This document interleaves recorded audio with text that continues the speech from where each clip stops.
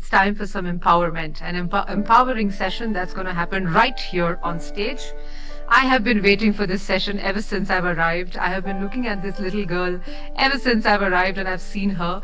And I'm sure all of us are quite excited to know her story. So without further ado, the topic for this session is Rising Beyond Limits, Overcoming Challenges and Embracing Brilliance. We'll begin with the session moderator. Ruchi Anand is the Senior Director for LTS at LinkedIn India, leading the expansion of talent and learning solutions in the country. She advises top Indian companies on talent planning, hiring, development, and engagement, emphasizing a skills-first approach. As a passionate advocate for diversity, inclusion, and belonging, Ruchi co-leads the Women at LinkedIn Global Employee Resource Group, empowering women in their careers. So as the stage is getting set, I will invite our next speaker as well. A child prodigy, a speaker at Nastech 2023 Mumbai edition, but most of all, a winner in life. Meet the inspiring Keya, a young girl from Sing on My Wheels.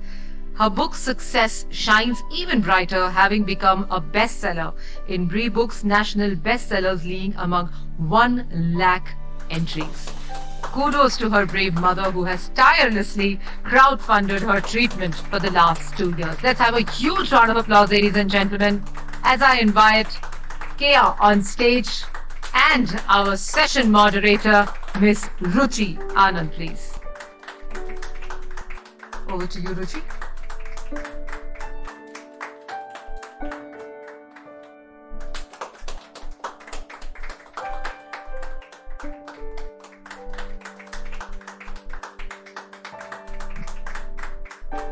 All right, good afternoon, everyone. So what do you think of when you think of the word constraints? Yeah, I'm hearing, I can see listen to some murmurs. But the reason I'm asking you to take a moment to think about the word constraint is because when I got to know that I'm going to be meeting Keya today, I was reminded of this book that you see on the screen called A Beautiful Constraint. In this, the author talks about our different mindsets that we face when we are in the midst of a constraint. When we are faced with adversity, there are 3 different mindsets. 1, the mindset of a victim. When we think about a constraint in a way where we're looking at the constraint in a way that it lowers the bar for our ambition and does not let us meet our goals. Where we see that, oh, the constraint is actually coming in my way, I can't do anything about it. Then comes the neutralizer mindset. The neutralizer is a mindset where we might look at the constraint in a way that, yes, it's coming in the way of my ambition, but I'll find a workaround to just about reach my goal. Just about reach. Somehow or the other, okay, I need to do this. I need to move from place A to B. I will somehow reach, but I can't go beyond. But the third mindset is that of a transformer. And the transformer's mindset is a mindset where a person looks at a constraint in a way where that constraint is actually looked at as an opportunity to raise the level of ambition. It is to actually look at limitless growth and possibilities, using it as a lever to go beyond your whatever was your goal or ambition. And by now I think you know why I'm sharing this with you. Because in the next 15 minutes, when we are going to spend this time listening to Keya and her lovely, inspiring story, you will know what a transformer's mindset truly means. So I'm going to hand over to Keya. First, she's going to spend some time walking all of you through her journey. And there's also going to be a video in the background that's going to be playing. Good afternoon, everyone. It's an absolute honor to be a part of Nastech 2023. Thank you, Ruchi Auntie, for introducing me. We all live in a world which is full of rules. Many of us are left out because of our disabilities. In my case, owing to the limiting medical and physical condition. This brings me to question the meaning of the word disability. While recuperating from my recent spine correction surgery, I authored my first book called Dancing on My Wheels. This book won a national award in March this year, selling over 1,000 copies in less than a month. On one hand, I'm a self-taught hand and digital artist. I'm also above average in my academics. I can code my own apps. My SMA app is available on Google Play Store called Keya SMA. I'm an aspiring YouTuber and podcaster. I know it's difficult to believe this, as I'm a wheelchair-bound little girl. So please do look up my channel on YouTube called Keya SMA. For these 12 years of growing up, I've been excluded many times owing to my disability. Abandoned by my own father, refused school admissions, denied friendships. I've never played in a park or on the school playfield, traveled by public transport, or get invited to many birthday parties. Does this mean I'm completely disabled or crippled? What does the word ability mean then? Ultimately, who defines all of this? And who is society? Ask these questions to many people I know, but no one seems to have a convincing answer. People like me get excluded from everyday lives. Instead, we receive pity in abundance of our condition. Oh, how sad. Poor little thing, Bechari, is all we get. To my naive mind, this is purely because of the lack of acceptance people have for us. For me, a large part of who we are and how we behave with each other is owing to the way we are brought up, or the set of experiences we grew up with. To make a world a more inclusive and empathetic place, we all need to have an equal place, irrespective of how we are. Even the Constitution of our country promotes equality, freedom, and forbids discrimination. These thoughts inspired me to write my book, Dancing on My Wheels. It's a short story about a girl named Rose, who was born normal but was later diagnosed with a scary disease, which slowly took away her ability to move as she grew up. Thanks to her mom and sister, Rose never felt the lack of any support. She grew up to become a change maker and stood for her community. The story touched many hearts, and seeing this, I realized my biggest strength would always be to write and speak to raise awareness. I've been at it non-stop since, taking up every opportunity I was given. This is the reason why I am in front of all of you today. I'm grateful to the universe for connecting us, the right people, who also believe in the things I do. This makes me feel less excluded from everything in life. And that is what inclusion can do to one's life. Make us more strong and capable. I was lucky to speak at one CSR events this year, organized by Economic Times, Adobe, India Inclusion Summit, and here at Nastech. Through these events, my aim has been to create awareness about SMA. Spinal Muscular Atrophy, or SMA in short, is a progressive, fatal, neuromuscular genetic disorder. It occurs in children and adults of any age if both their parents are carriers. Every 1 in 40 people on this earth are SMA carriers. A child born to a pair of SMA carriers has a 25% chance of contracting this fatal disease. Till a few years ago, there was no cure available. Today, there are, but at astronomical prices. Through our awareness come fundraiser events, we could raise funds for myself and fellow SMA families.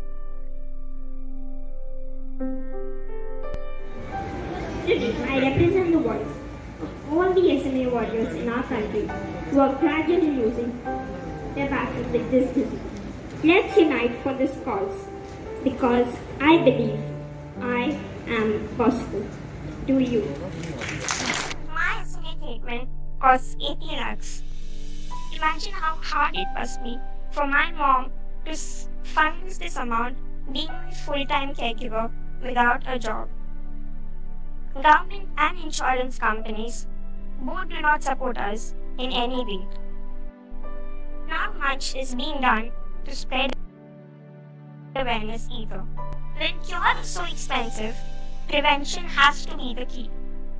Need of the hour is to engage, educate, and eliminate SMA. Mom says there's nothing impossible in life if you set your mind to it. Each of us are able in some ways and not able in some. But we need to believe in our abilities over disabilities. And hence my motto in life is, I am possible. Refer to www.KeyaFightsSMA with a double S for more information about me and SMA. Thank you Team Nastech and especially Vijaya Auntie for giving me this wonderful opportunity. And thank you everyone for patiently listening to me. Well done, Keya. And while we clap for her, please continue clapping because I want to also invite on stage Monisha, Keya's mother, someone who's been such an inspiration, and I think by now you've seen the story. And let's spend the next 5 minutes just asking both of them a few more questions. So, Keya, this has been, I'm sure everyone right now is so touched, so inspired by your story. Your journey is clearly a testament of what a transformer's mindset means, right? So now tell us, how do you set and pursue meaningful goals? What advice do you want to give all of us? There's so much for us to learn from you. I believe every seed needs sunlight, water and air.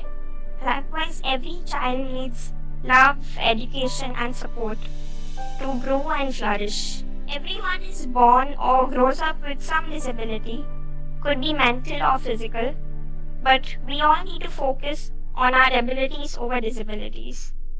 That is why me and my family have been able to set achievable goals with the aim of making me self-reliant and achieve them. This has made our difficult journey easier and much more achievable. Thank you. Very well said.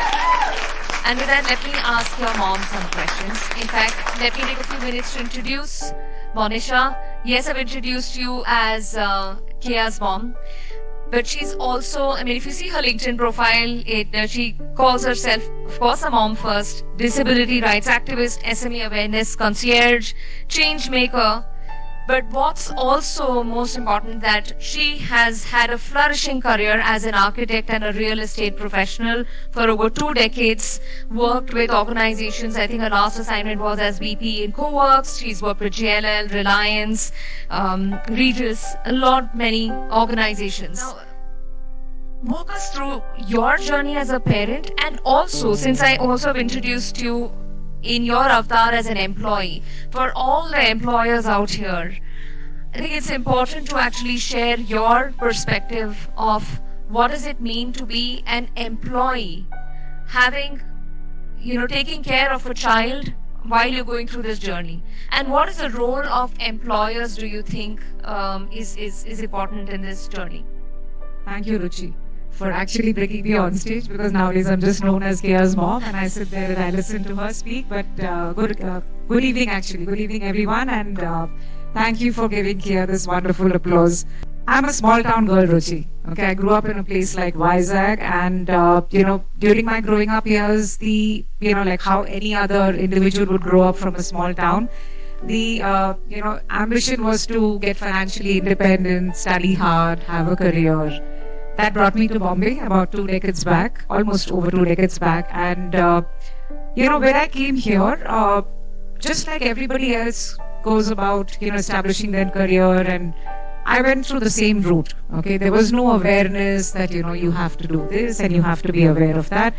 And it was a step-by-step climbing up the ladder like everybody else, right? Every job that you did, you went beyond the last mile to deliver the role. That's how it's been as an employee for any of the organizations. And I was just talking to you yesterday evening, and I was telling you that how we would bend over backwards, and deliver the role no matter, how late in the night it was. And you know how real estate is, and a job of an architect could be very, very taxing because you have site visits and project deliveries and all of that. And Keya was obviously a part of my life, for the last over a decade. And in spite of her challenges and, being detected with spinal muscular atrophy, I had to keep working. So I've been a single parent working for 10 years almost before I signed off, and I said, this is getting beyond me. I can't balance it out. And I think the tip-off point was the lack of, flexibility in workplaces, which is what I think brings me to voice out today that, post the pandemic things have changed, but pre-pandemic there was a very close mindset that, you have to be in a certain way in your role, work profiles can't be flexible, you can't work from home, you can't have online meetings. And, things like this were literally caging employees like me up, especially because I was also a part-time caregiver, right? And managing children, I have a normal child, I have a child with disability. It was sometimes, you really understand the meaning of the word impossible when you're pushed to that limit. But I think today things have changed. People are talking about diversity. People are talking about inclusion. People are talking about, flexibility in workspaces, though we have miles to go. And I would sincerely urge, with so much of development in technology and means of communication that we have nowadays, it's a virtual world out there, right? But any work can be delivered in a virtual mechanism today. We really don't have to, whether it is real estate or not, real estate, any profession can be delivered, especially for women employees. I think it's a little more important. I'm not saying this because I am trying to be sounding feminist, but yes, we are mothers, we are caregivers, and somewhere it's considered still a primary role of a woman at home to take care of the house and then your work, right? That's how we're brought up, to put our families first. So it is always, and trust me, we are workhorses, right? So we can get the work done no matter how much of pressure exists from both sides. So somewhere I feel if workplaces are a little more flexible, it will give us a lot more breathing space, allow us to function better, and deliver in with a far better level of efficiency is what I believe. And I think that's where technology can help, because that's where you kind of diminish the barriers, right? So just 2 cents on that. Great, thank you so much for bringing that up. The reason I've asked Monica this question in front of all of you is because I think there's multiple things I'm sure we're all taking away, but our role as employers as well.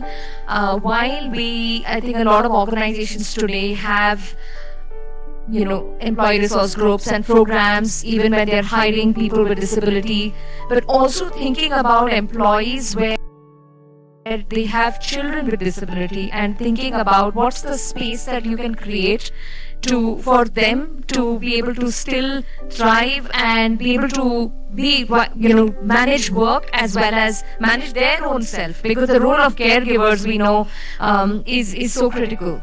So I think that's something that I just really want all of you to think about. I know we're at time. If I can just ask one more question, just so that before why don't we do one thing, Monisha? We have this audience. Why don't you and Keya call out specific asks that you have of the industry, and you had some great ideas. They're very, very specific outcomes that we can drive towards collectively. Let's straight get to that. So, I'm sure everybody is a caregiver in this room, right? Of someone or the other. Old parents, children, people with some medical ailment, etc. We all have town hall meetings or, congregations in our workplaces, right? Where we discuss company stats. What if you make your workplace a fabulous place for sharing your own personal stories, right? And if I would have got a stage to speak about, let's say, what spinal muscular atrophy is in my own workplace, right, and how it can be prevented, my workplace would have benefited. I was never given a stage, because workplaces don't give a stage to employees to discuss problems, right, issues that they have in their personal lives. But just imagine, people have cancer patients, people have members with diabetes in their families. How do you talk about these medical treatments? Where are we getting the space to talk about these, right? Where are we getting the leverage to create awareness from our personal journeys. We don't get that space in our workplaces, and that is where we are actually, spending 80% of our daily time, right, away from our children and our families. So please make your, workplaces places where people can share your own stories. Simple fact that, I could have prevented many people from conceiving children with rare diseases, right, if I would have gotten a stage. And simple things. Today you get a gene mapping test. If you can, get a gene mapping test with your wife before you conceive a child, you can actually prevent SMA or 7,000 rare diseases that exist in the world today. And these facilities are available in our country. Imagine if I could have just transferred that information in all these 13 years of my working life. I could not, right? Which means that is a lack of information that could have helped so many other people. But now that I'm getting a stage, Keya is getting a stage, we are creating this awareness, and I'm hoping that people benefit. Please, ensure you make note, these rare diseases are rare only because of the lack of diagnosis and stats in the system. There is no census or surveys being done, which is why the health ministry is not being able to come to our aid. Insurance companies, IRDA, they have no data on our, on these ailments to provide us insurance, and that leaves us in the dark space. Okay, this is a very scary space, trust me. None of you want to be flung to my side of the fence. Okay, so my critical request is, people who are in the decision-making roles, please, in your corporate insurance policies, include a gene mapping test. It's just like a simple blood test. You can get it done, map your genes, figure out what are you able to communicate to your offsprings, right? Future offsprings who, your employees can have. And IT companies have the largest workforces in the country today. Okay, so imagine how many people's lives you can better. So this has just been one ask. For people like us, the only option given by the government of India is to crowdfund, literally beg in front of people, because these are crores worth of treatment. I am not earning, I'm not being able to earn anymore. And I'm literally looking for CSR fundraising events where we can gather funds from companies or individuals and bring it to the aid of ours. Connect with you. Keya Fights Sesame, so it's www.keyafightsesame.in. I run a small community today called I'm Possible and Smart. Again, inspired by Keya's attitude. I think she has shown me the way. If you ask me honestly, I was just a regular mother, okay, bringing up my children. But this journey has been very, very enlightening. And kudos to your elder daughter as well, Naira. Naira, stand up and say hi. She's my support system. Literally my mother. Alright, before we end, I know Keya had a question. I showcased what the word inclusion means to me. So I really would like to ask anyone from the audience, what does inclusion mean to y'all? So, can someone... What does inclusion mean to you? Hello. Yeah, I'm not directly answering that question, but I did note something. Couple of times the word disability was used. I think there is a better word to it, that is specially abled or differently abled. The word disability is technically used. So if you want to be referred for policy makers or anybody else, PWD, people with disabilities, Okay. and there's nothing wrong about it. Nothing. We are all disabled people in this room. Trust me, everybody has something or the other, so it's all good. Okay. In fact, on that point, because it's an official word and that's the right word to be used as per policy and everything, when we did a sensitization workshop once and we were told about this, and people with disabilities were asked about what's the word that you should be asked, how do you call the other people, because we're saying PWDs. They're saying the rest of us are TABs, temporarily abled bodies. Okay. And that's something for us to think about. Because what we are today, we are temporarily abled. I can walk out and be knocked off in an accident, and so I think that's really stayed with me. Let's not forget that. But I want to sign off by reading this one little line from Keya's book. I have this wonderful book with me.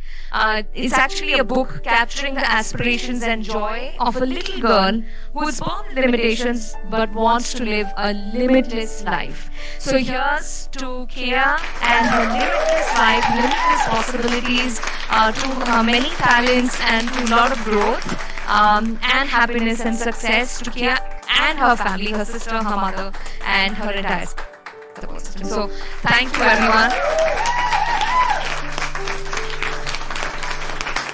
Thank you so much. I have honestly no words. I was standing there and smiling, and in fact looking at the audience, and everybody was quite was just looking at her and being quite inspired. So there is no words that I have, but only and only gratitude from myself and from the entire audience. Let's have a huge round of applause, ladies and gentlemen, for Keya and Ruchi. Thank you, Ruchi, for doing it so beautifully. So may I please invite Miss Neha Mudgal on stage, please, to do the honors.